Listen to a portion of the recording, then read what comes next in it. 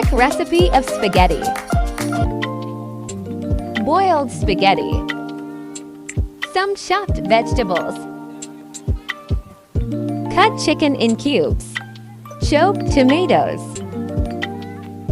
All ingredients. Add oil in pan.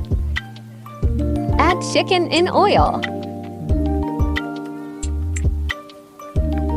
Then fry the chicken.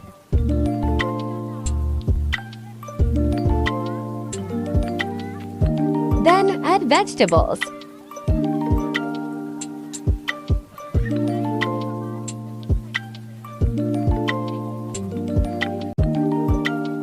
Add soy sauce, vinegar, adding some salt, black pepper. Cook the vegetables. Add boiled spaghetti and vegetables.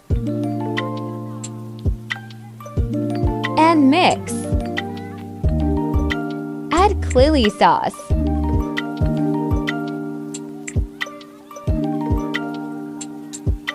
Ready to eat.